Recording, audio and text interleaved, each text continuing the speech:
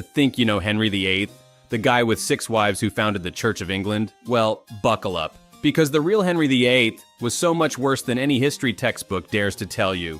A king so grotesquely obese that he needed mechanical devices just to move around. A man whose rotting leg wounds smelled so horrific that servants would literally run away gagging.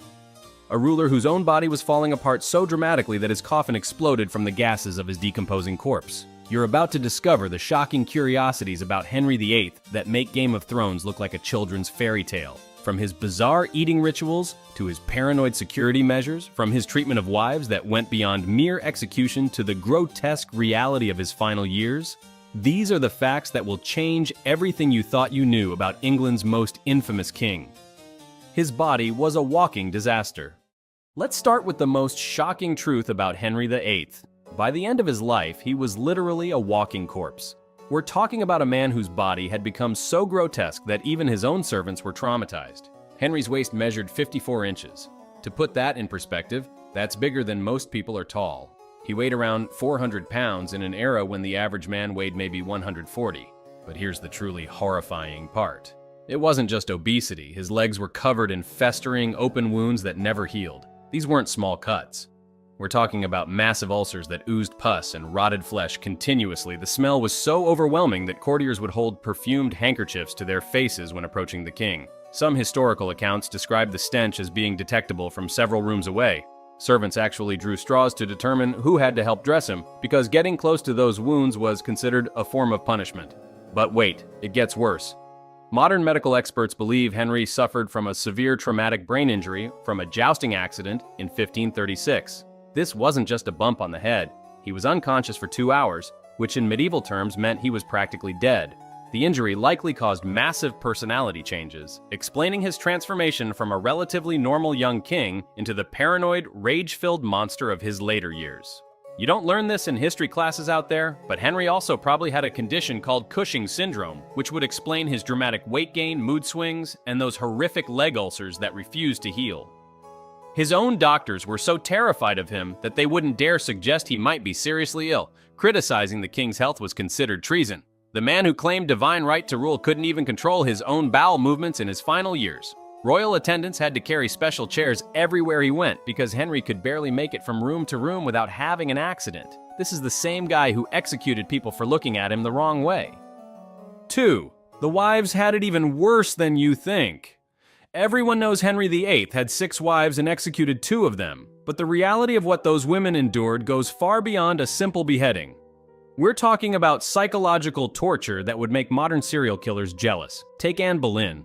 Before her execution, Henry didn't just decide to kill her, he orchestrated an elaborate frame-up that included forcing her own musician to confess under torture to having an affair with her. But here's the truly sick part. Henry made Anne watch as 5 men, including her own brother, were executed for allegedly sleeping with her. She had to stand there, knowing she was next, watching innocent people die because of her husband's paranoid fantasies. Catherine Howard got it even worse. She was basically a teenager when Henry married her, and when he discovered her past relationships, he didn't just execute her. He passed a law making it treason for anyone to marry the king without revealing their sexual history.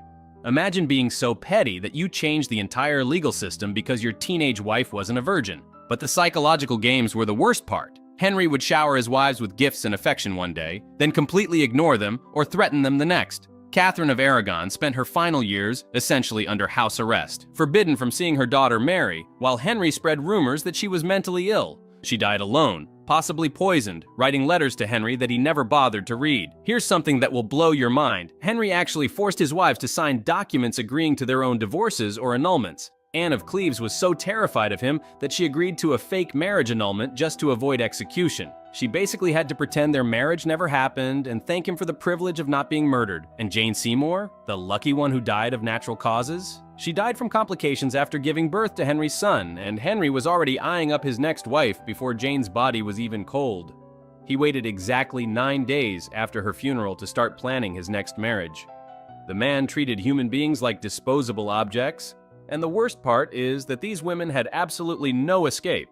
Divorce wasn't an option. Running away meant death, and fighting back meant not just your own execution, but potentially your entire family's destruction. 3. His eating habits were absolutely insane. If you think competitive eating is crazy today, wait until you hear about Henry VIII's daily food consumption. This man didn't just eat like a king, he ate like he was trying to single-handedly cause a famine. Henry consumed roughly 5,000 calories per day. For context, that's more than double what an active adult male should eat. And remember, this guy could barely walk by the end of his life. But the sheer quantity wasn't even the weirdest part. It was what he ate and how he ate it. A typical meal for Henry included an entire roasted pig, multiple whole chickens, several types of fish, mountains of bread, and enough wine to float a small boat. His kitchen staff prepared over 800 different dishes every single day just for his household, with Henry personally sampling dozens of them. The royal kitchens employed over 200 people working around the clock to keep up with his appetite. But here's where it gets truly bizarre. Henry was convinced that certain foods had magical properties. He believed eating swan would make him more graceful, consuming large amounts of deer would make him a better hunter, and that oysters would enhance his, performance with his wives.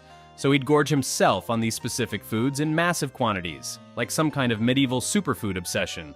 The man also had the strangest eating rituals. Every single piece of food that entered Henry's mouth was first tasted by multiple servants to check for poison. But get this. He was so paranoid that he required his food tasters to wait 30 minutes after eating before he'd touch anything, just to make sure they didn't drop dead from delayed acting poison. Henry's meals were basically theatrical performances. He'd eat in front of hundreds of courtiers, and the whole process could take up to 4 hours. Imagine sitting there watching this massive rotting king slowly work his way through enough food to feed a small village, all while pretending this was perfectly normal royal behavior. You don't learn this in history classes out there, but Henry actually banned certain foods from his court, not because they were unhealthy, but because he thought they were beneath his royal status. Common people's food like turnips and barley were literally illegal at his table, even though they probably would have been better for his health than the mountains of meat and sugar he consumed daily. The truly insane part? Even as his body was literally falling apart from his diet, Henry kept eating more and more, convinced that his royal status somehow made him immune to the consequences of his gluttony. 4. The paranoia that ruled an empire. Henry VIII's paranoia wasn't just your typical trust-no-one attitude. This man turned his entire kingdom into a surveillance state that would make modern dictators jealous. By his final years, Henry was so convinced that everyone was plotting against him that he transformed royal life into a living nightmare for everyone around him. Let's start with his sleeping arrangements. Henry slept with loaded crossbows next to his bed and kept multiple daggers under his pillow. But that wasn't enough.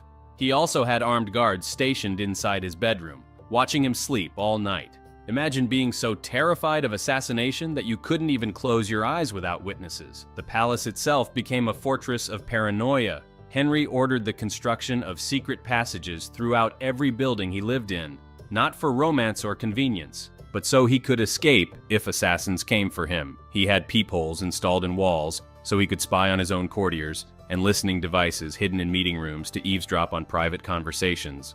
But here's where it gets truly insane. Henry created an entire network of spies whose job was to spy on his other spies.